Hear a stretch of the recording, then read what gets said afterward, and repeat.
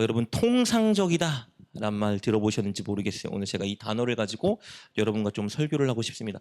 통상적이다 이 말이 무슨 말이냐면요, 특별하지 않고 흔히 있는 것, 대수롭지 않은 것을 가리킬 때 통상적이다 라고 말합니다.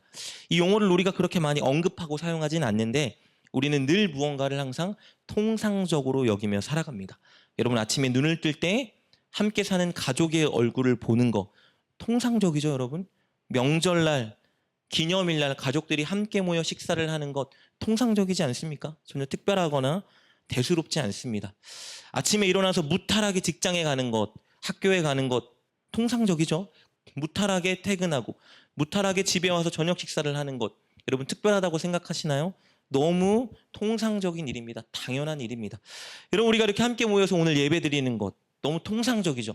혹시 여러분 중에 오늘 예배를 오면서 야, 오늘 내가 이렇게 하나님께 예배를 갈 수 있는 특별한 은혜가 있구나 생각하신 분이 아마 거의 없으실 것 같아요. 그냥 예배 드리러 가는 거지. 오늘 예배 드리는 날이지. 통상적으로 아무렇지 않게 오늘 우리가 모이지 않습니까? 여러분 우리가 날마다 반복적으로 하는 수많은 일들을 우리는 특별하게 여기지 않습니다. 당연하게 여기죠. 늘 해왔던 일들이니까 대수롭지 않게 통상적이라 생각합니다. 여러분 그런데 사실 우리 인생에 특별하지 않은 것은 단 하나도 없습니다. 우리가 하는 모든 일은 다 특별한 일이에요. 다 감사한 일이고요. 다만 언제부턴가 우리가 특별하게 여기지 않을 뿐입니다.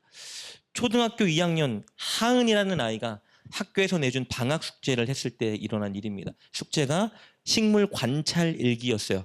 물을 담은 비커에 양파를 반쯤 잠기게 해서 어떤 일이 일어나는지 사진도 찍고 관찰 일기를 쓰라는 숙제였습니다. 그래서 물을 담은 비커에 양파를 딱 올려놓았겠죠? 여러분 무슨 일이 일어나는지 다 아시죠? 처음에는 하얀 뿌리들이 막 양파 밑에 막 자라나잖아요. 그러다 이제 대박인 건 며칠 지나면 양파 위쪽에 상상하지 못한 크기의 싹이 막 자라나기 시작합니다. 하은이가 너무 충격을 받은 거예요. 싹이 막 자라나는 걸 보고 양파보다 훨씬 큰 싹이 자라나니까 너무 놀란 거예요. 마치 보물을 발견한 것처럼 막 흥분하며 엄마를 부르기 시작합니다. 엄마! 엄마! 대박! 이것 보세요! 합니다. 엄마가 터벅터벅 하은이에게 걸어와서 이렇게 말씀하세요. 이거 원래 이런 거야. 몰랐어? 원래 이래. 원래 나는 거야.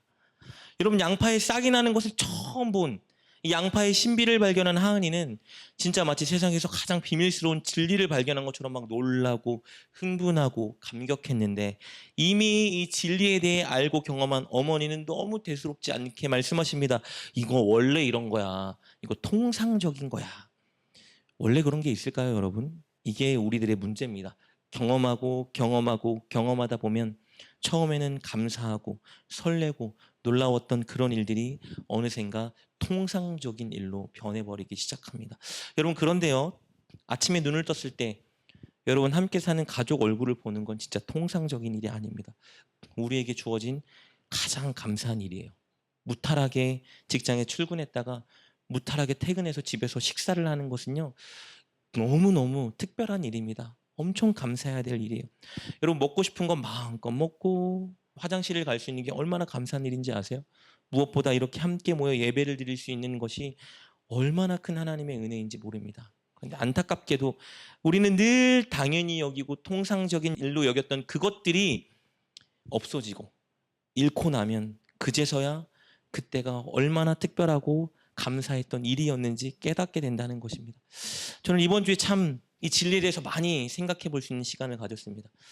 저희 이모님이 좀 몸이 안 좋으세요. 많이 암세포들이 많이 퍼지니까 이 화장실을 못 가신다라고 하더라고요. 대장, 소장 이런 쪽에 막 암세포들이 막고 있으니까 소변과 대변을 못 보는 거예요. 여러분 그런 고통 겪어보셨나요? 소변이 너무 마려운데 화장실 가도 소변이 안 나오는 그 고통. 이러지도 못하고 저러지도 못하고 방에 앉아 있을 수도 없고 변기에 앉아도 안 나오고 소변을 못 넣는 그 고통. 여러분 우리는 아무것도 아닌 일이지만 누군가에게 하나 유일한 소원이 있다면 소변을 그냥 한번 시원하게 볼 수 있는 게 그게 은혜인 거예요, 여러분. 사실 우리 허 집사님이 이번 주에 쓰러지셨었거든요. 지금 다행히 이렇게 오늘 예배 자리로 왔는데 그래서 저도 연락을 받고 응급실에 갔는데 저희 어머니께서 이렇게 말씀하시는 거예요. 아버지가 이번에 정말 죽을 줄 알고 못 볼 줄 알았는데 이렇게 다시 얼굴을 볼 수 있게 됐다라고 말해요. 몇 번 이런 일이 있었거든요. 여러분 아침에 눈을 떴을 때 가족을 보내는 것은, 가족의 얼굴을 보고 가족과 연락하는 것은 통상적인 일이 아닙니다. 너무 감사한 일이에요.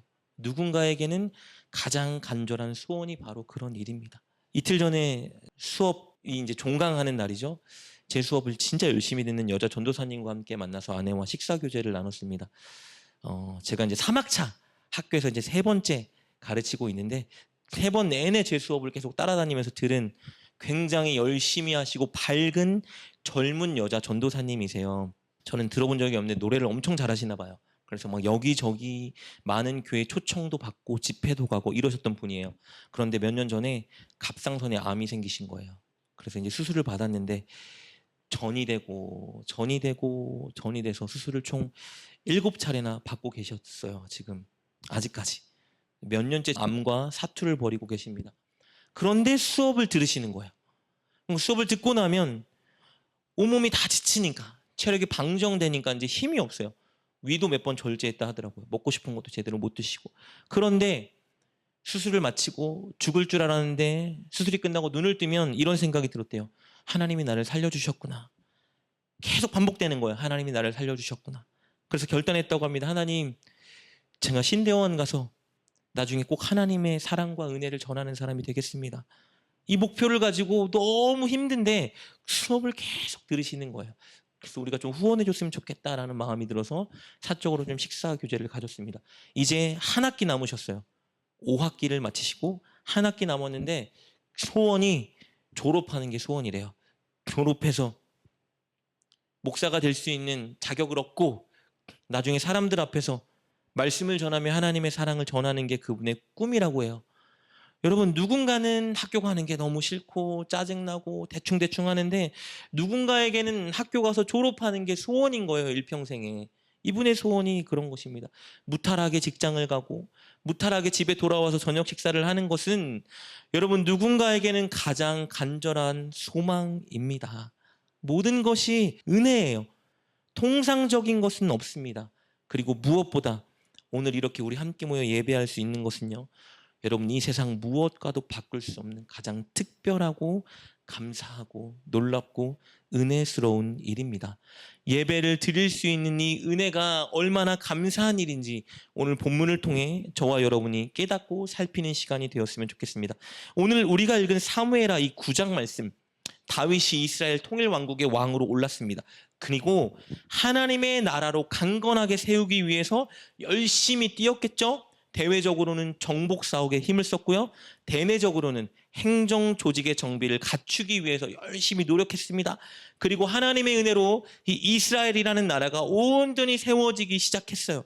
그때 다윗이 이제 내가 꼭 해야 되는 한 가지 일이 있다라는 걸 떠올립니다. 그것이 무엇이었냐면요, 17년, 18년 전에 자기의 친구 요나단과 세웠던 언약입니다. 가장 사랑했던 그 친구, 나를 가장 아껴줬던 그 친구 요나단, 그러나 지금은 고인이 된 그 친구의 소원, 나와 했던 약속을 내가 지켜줘야 되겠다라는 생각이 들었어요. 여러분, 다윗이 이스라엘의 왕에 오르기까지 가장 큰 은혜와 격려를 줬던 사람이 누군가요? 요나단입니다. 요나단이 늘 다윗을 위로하고 다윗을 돕고 다윗을 사랑해줬어요. 그래서 오늘 왕의 자리에 오를 수 있었던 것이죠. 그때 다윗이 떠올립니다.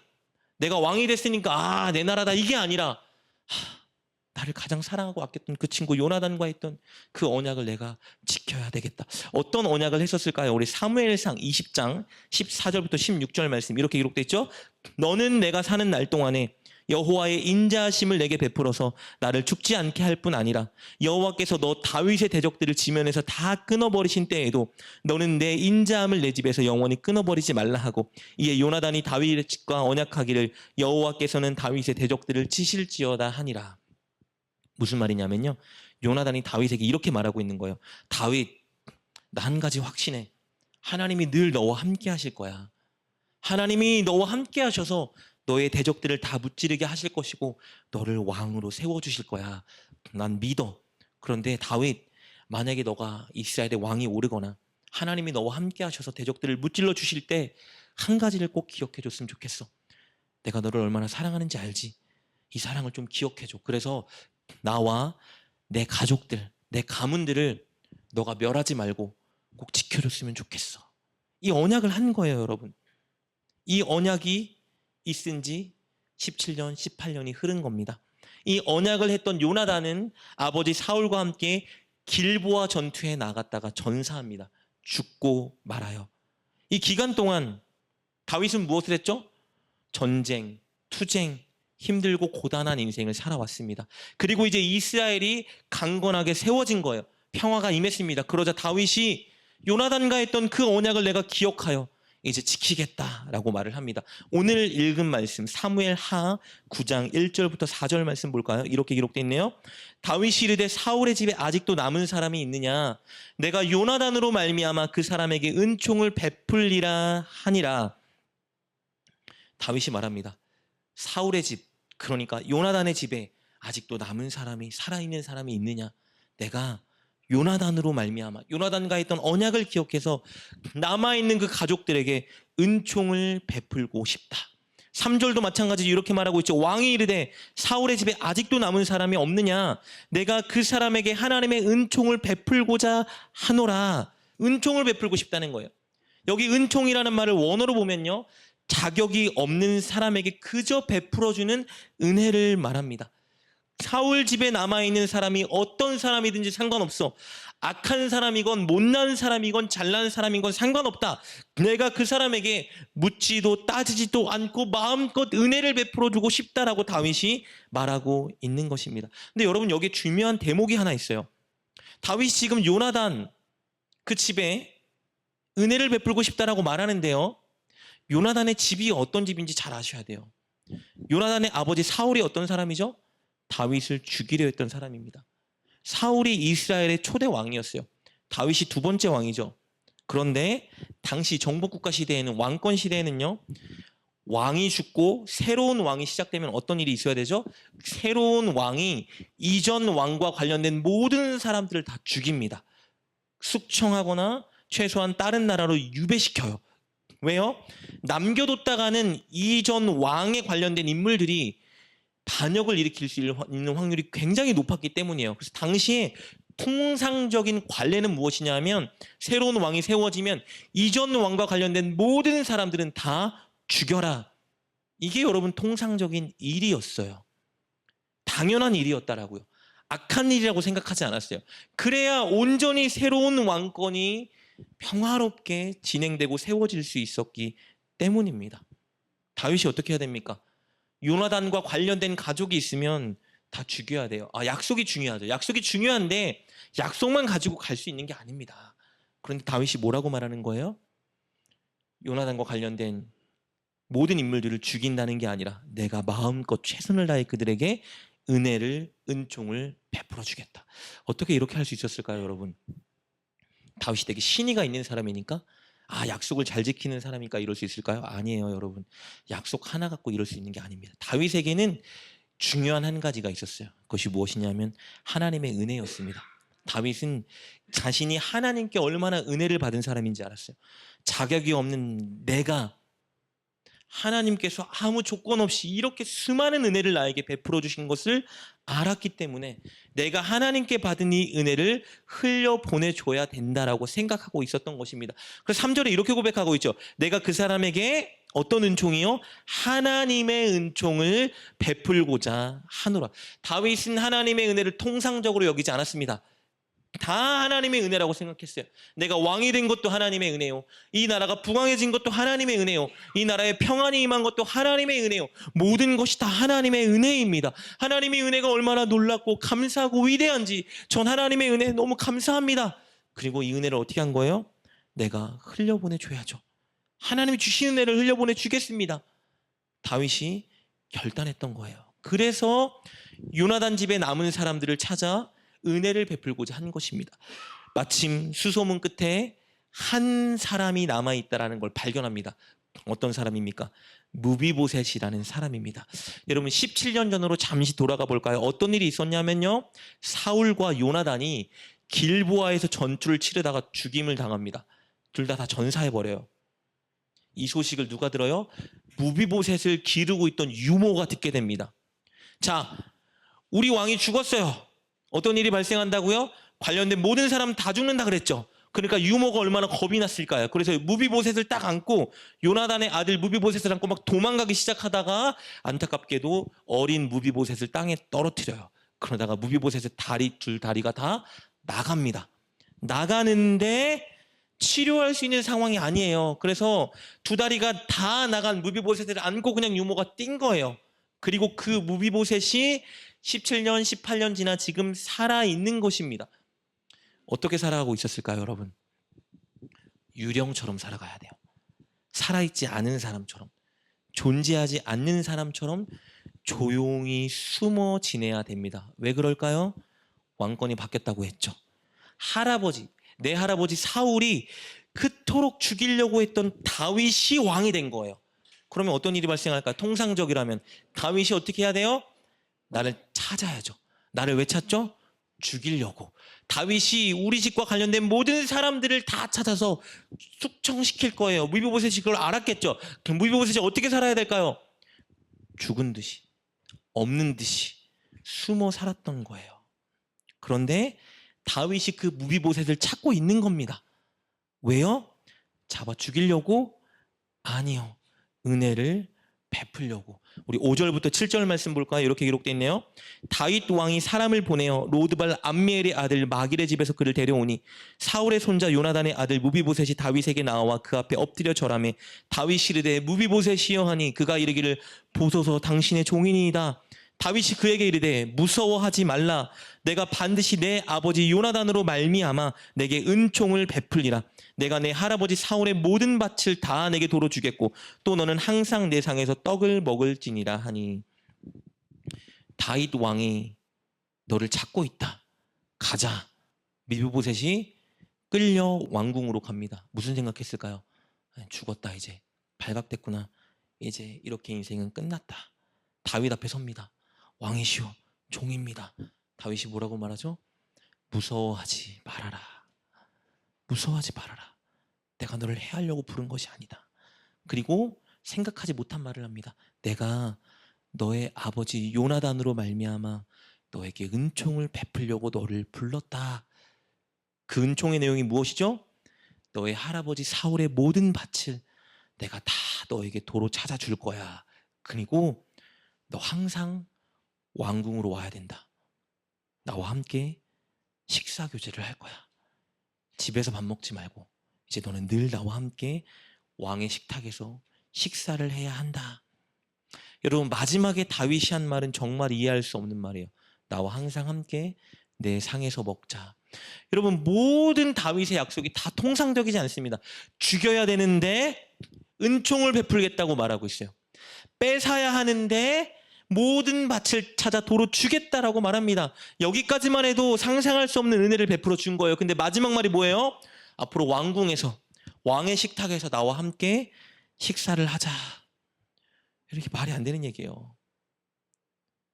자기 원수의 손자, 게다가 두 다리가 절뚝거리는 장애가 있는 사람, 너무 볼품없어서 왕궁에는 출입시키면 안 되는 그런 사람을 함께 식사하겠다라고 약속해주고 있는 것입니다.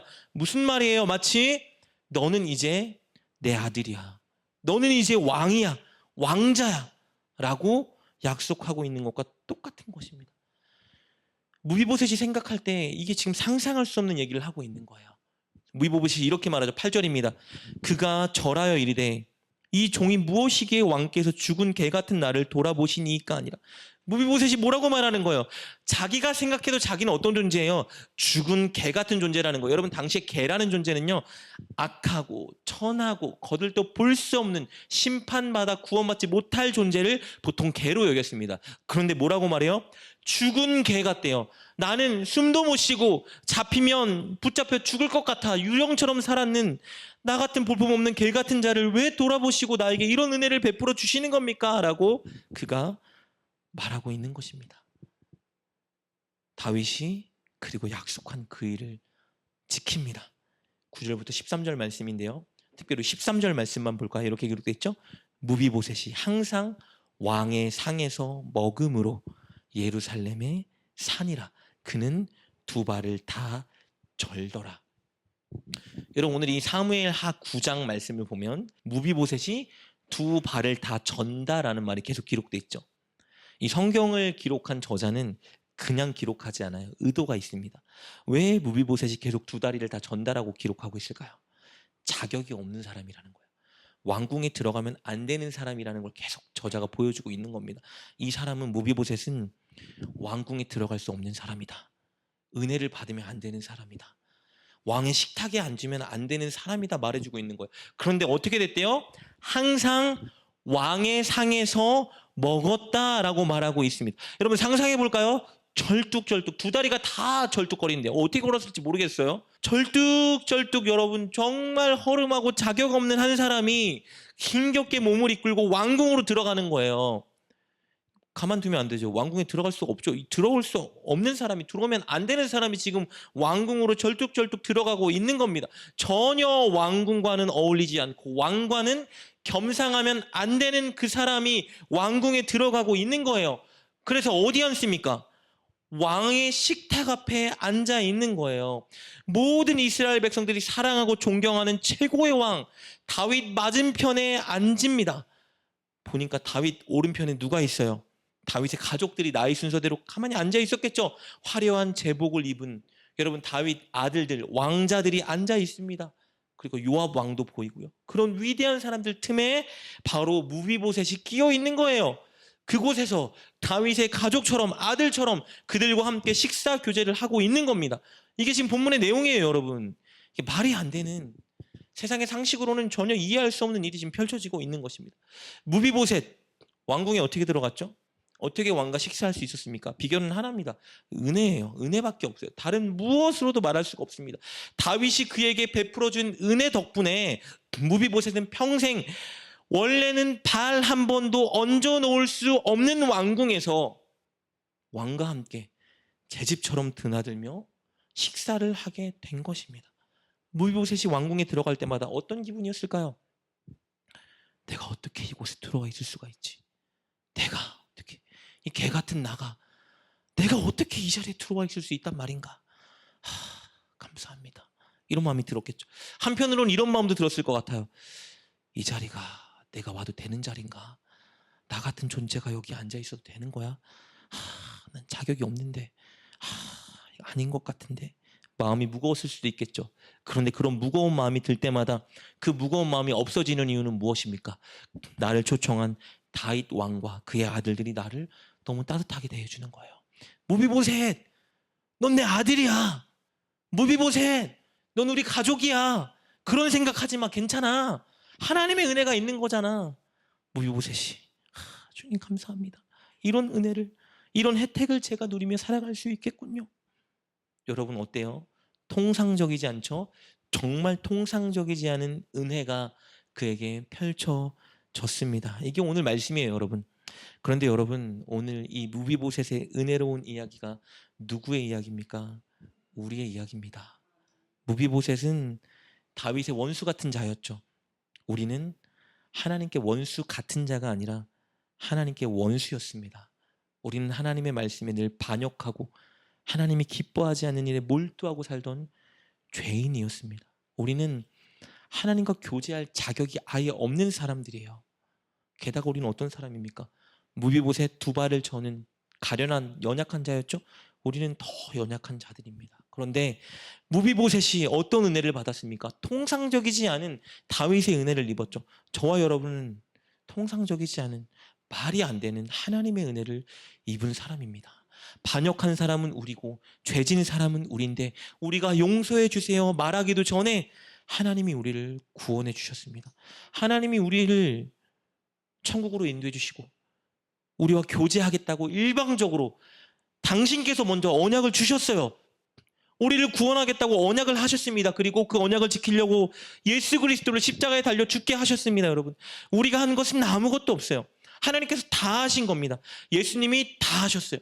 우리는 그저 그분이 하신 일을 믿기만 하면, 받아들이기만 하면, 우린 하나님의 원수였는데, 하나님과 겸상할 수 없는 사람이었는데, 하나님이 뭐라고 말씀하세요? 너희는 이제 내 자녀다라고 말하는 거예요. 내가 너희를 사랑하고 천국 가는 그날까지 너희를 인도하겠다라고 말하는 것입니다. 상식을 뛰어넘는 말 같지 않은 은혜가 저와 여러분에게 임한 거예요, 여러분. 로마서 우리 5장 볼까요? 5장 6절에 이렇게 기록되어 있어요. 우리가 아직 어떨 때요? 연약할 때에. 8절 보세요. 우리가 아직 죄인 되었을 때, 죄인일 때, 그리고 우리가 10절입니다. 곧 원수였을 때. 우리가 연약하고 우리가 죄인이고 우리가 원수, 하나님의 원수였을 때 하나님이 어떻게 하셨대요? 그의 아들의 죽음으로 말미암아 하나님과 화목하게 만드셨대요. 우리가 아직 회개하지도 않았는데 예수님은 십자가에 달려 죽게 만드셔서 우리가 지은 모든 죄의 대가를 그분이 다 담당하고 치르게 하셨습니다. 그래서 이제 그 예수님의 공로와 은혜로 우리는 하나님과 교제할 수 있는 특권을 얻었습니다. 하나님께 기도하면 하나님 우리의 기도를 들어주시고요. 우리에게 응답하시는 기도 교제의 특권을 우리가 얻었습니다. 말씀을 읽고 묵상할 때 하나님의 뜻과 마음을 깨닫고 알게 하는 교제의 특권을 주셨습니다. 우리가 진심으로 찬양할 때 하나님이 우리의 찬양을 받으시고 우리 안에 감동과 은혜를 주셔서 역사하는 그 교제의 특권을 우리에게 주신 거예요. 여러분, 이 교제의 은혜가 가장 넘쳐나는 곳이 어디죠? 바로 예배입니다. 이곳이에요, 여러분. 여러분, 예배는 왕이신 하나님의 왕궁에서 하나님과 식탁 교제하는 시간과 똑같은 시간이에요. 무비보셋이 자격이 없는데 두 다리를 절며 다윗이 베풀어준 그 은혜로 왕궁에 들어가서 왕과 함께 식탁 교제를 한 것처럼 우리는 하나님께 예배할 수 없는 사람들이었어요. 우리는 하나님께 예배하면 안 되는 사람들입니다. 그런데 하나님께서 우리에게 너희를 사랑한다, 너희가 내 자녀다 말씀해 주셔서 기회를 주셨기 때문에 이렇게 주님께 나와 주님께 찬양하고 기도하고 말씀을 듣고 예배할 수 있는 특권을 얻게 된 것입니다. 하나님이라는 창조주요 세상의 왕, 온 천하의 왕과 교제할 수 있는 특권의 시간이 바로 이 예배의 시간입니다. 특별하지 않게, 대수롭지 않게 통상적으로 와야 되는 그런 시간이 아니에요. 예배 내가 한번 드려주지 뭐. 그냥 뭐 예배 그냥 이런 게 아니라고요. 이게 얼마나 은혜의 시간인지, 얼마나 우리에게 주신 특권인지 알면 저 같은 원수, 저 같은 죄인을 오늘도 사랑하셔서 예배할 수 있는 그 은혜를 저에게 허락해 주시니 너무나 감사합니다. 감사함으로, 영광스러움으로, 감격으로 이 자리에 올 수 있습니다. 여러분, 만약에 정권을 떠나서 대통령이 여러분을 초대했다고 생각해 보세요. 청와대로. 오늘 만찬을 갑시합시다. 여러분 어떻게 할까요? 사진 찍고 SNS에 올리고 가족들에게 전화 돌리고 가족들 난리가 났겠죠. 자랑하고 일평생 어깨에 힘이 되어서 내가 대통령이 나를 불러서 대통령과 함께 점심 식사를 먹고 함께 사진을 찍은 사이야. 여러분, 대통령과는 비교할 수 없는 만왕의 왕이신 하나님이 저와 여러분을 너무 사랑하셔서 내가 너의 모든 죄를 다 씻어줄게. 오늘 와서 나와 함께 깊은 교제를 나누자. 불러주신 자리가 이 자리예요, 여러분. 무엇과도 바꿀 수 없고 무엇과도 비교할 수 없는 최고의 은혜가 이 자리에 넘쳐납니다. 이 자리에 올 때마다 뭐를 확인할 수 있죠? 나를 위해 십자가에 달려 죽으신 예수님의 사랑을 확인할 수 있어요. 왜요? 그분의 십자가의 은혜가 없으면 우리는 예배할 수가 없거든요. 이 자리에 앉아서 주님께 예배한다는 건 나를 향한 예수님의 사랑이 얼마나 위대한지를 다시 확인할 수 있는 시간이에요. 그 은혜를 확인해서 내가 그 은혜를 힘입어 내가 한 주간 힘있게 살아가겠습니다 결단할 수 있는 시간이 바로 이 시간입니다. 그리고 그 은혜를 기억하며 하나님께 찬양하고 기도하고 예배하고 말씀을 들을 때에 우리 안에 주시는 은혜가 또 넘쳐나 하나님과의 깊은 교제로 나아가게 하는 시간이 바로 이 시간입니다. 여러분, 예배에 어떤 마음으로 오십니까? 왕에게 초청받아 왕과 함께 식탁 교제한다는 마음으로 오십시오. 그럴 때 여러분께 하나님이 부어주시는 놀라운 은혜가 가득 넘쳐나게 될 것입니다. 그리고 여러분, 예배 때 무엇을 가지고 와야 될까요? 선물을 가지고 와야 됩니다. 여러분, 누군가 집에 초청을 받을 때 상식적이고 예의가 있는 사람이라면 선물을 가지고 가야죠. 왕이, 이 세상의 창조주가 우리를 예배로 초청하셨습니다. 그럼 가져와야죠. 뭘 가져와요? 헌금 가져오란 그런 소리가 아니에요. 뭘 가져와야 될까? 하나님이 가장 기뻐하는 선물을 가져와야 되겠죠. 하나님이 가장 기뻐하는 선물이 뭘까요? 한 주간 월화수목금토 어떻게 살아가야 돼요? 하나님 말씀대로 순종하기 위해 노력하는 그 애씀을 하나님께 가지고 오는 거예요. 뭘 가져와야 될까요, 하나님? 하나님이 가장 기뻐하는 일이 죽어가는 영혼들을 전도하고 하나님을 만나게 하는 건데, 한 주간 하나님 가장 기뻐하는 선물 가져가야지. 사람들을 잘 섬기고 아끼고 나눠주고 선물을 주면서 예수님을 전해야죠. 내가 만난 예수님 그냥 너 교회 와서 꾀라는 게 아니라 나 너무 기쁘니까 하나님 살아계신데 너도 그 은혜를 맛봤으면 좋겠다. 그래서 사람들에게 다가가서 섬기고 예수님을 전하는 그런 노력의 삶을 가지고 와야죠. 그럴 때 하나님이 얼마나 기뻐하시겠습니까? 너가 정말 한 주간 정말 좋은 선물을 준비하여서 오늘 이렇게 가지고 내 앞에 왔구나. 하나님 기뻐하실 겁니다. 여러분, 그런 마음과 그런 자세와 그런 선물을 가지고 하나님 앞에 나와 예배할 때 하나님 여러분 그냥 보내지 않으십니다. 하나님 여러분 마음 가운데 위로를 주실 것이고요, 소망을 주실 것이고요, 비전을 주실 것이고요, 능력을 주실 것이고요, 온전한 믿음을 더해 주실 겁니다. 최고의 선물을 여러분 모두에게 가득 부어지게 될 것입니다. 그 은혜를 예배 시간 누리는 저와 여러분 되었으면 좋겠습니다. 제가 오늘 이 말씀을 금요일 새벽 예배 때 묵상하다가 정말 많은 것들을 깨닫게 되었습니다. 여러분, 새벽 예배는 정말 인간의 눈으로 보면 별 볼품없는 예배잖아요. 몇 명 뭐 있지도 않고, 저희 교회도 뭐 정말 적으면 3명 많으면 4명인데 3명 4명 드리는 예배, 남들이 볼 때 뭐 야 이러겠습니까? 정말 볼품 없어 보이는 예배이기도 하죠. 반주도 없고 그냥 몇 분 드리는 그런 예배인데 그런 마음이 들었어요. 아, 사람은 적고 화려하진 않지만 이 예배에 하나님이 계시는구나, 하나님이 나와 이 시간 교제하길 원하시는구나라는 마음이 들었습니다. 아, 주님 이 새벽부터 저를 하나님의 왕궁으로 저를 초대해 주셨군요. 하나님 왕의 식탁 앞에 제가 앉게 하셨군요. 하나님, 제가 어떤 일이 있어도 이제 감사하는 마음으로 예배 참석하겠습니다. 통상적으로 나 목사니까 내가 인도해야지가 아니라 하나님이 예배 올 때마다 앉을 때마다 하나님 오늘 나에게 이 큰 은혜를 베풀어 주시니 너무나 감사합니다. 오늘 저와 교제하시려고 이곳으로 저를 초청해 주시니 너무나 감사합니다. 이 마음으로 주님 앞에 서겠습니다 기도하는데 하나님이 주시는 은혜가 얼마나 큰지 모릅니다. 여러분, 예배 장소, 예배 크기, 예배 세션 이런 것들이 중요한 게 아니에요.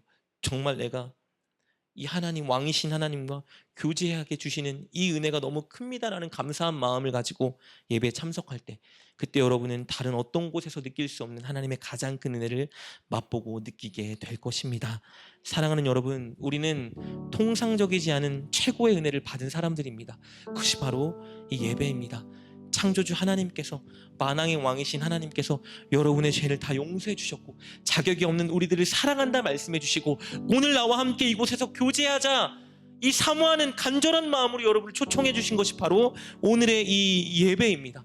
여러분, 우리가 무비보셋처럼 감사한 마음, 감격스러운 마음, 영광스러운 마음을 가지고 앞으로 함께 예배에 참석했으면 좋겠습니다. 하나님과 온전한 교제를 할 수 있도록, 우리의 마음을 마음껏 주님께 드릴 수 있도록, 하나님이 주시고자 하는 많은 은혜와 복을 우리에게 부어주실 수 있도록 여러분이 예배 참석할 때마다 늘 감사한 마음, 감격스러운 마음, 사모하는 마음으로 함께 참석하시자. 그렇게 하여 이 예배 시간마다 부어주신 하나님의 은혜를 늘 여러분이 경험하고 예배 시간마다 하나님은 살아계십니다 고백할 수 있고, 예배 시간마다 오늘 하나님이 나와 함께 하셨습니다 고백할 수 있는 그 자리에서는 최고의 복을 누리는 저와 여러분 될 수 있기를 주님의 이름으로 축복합니다.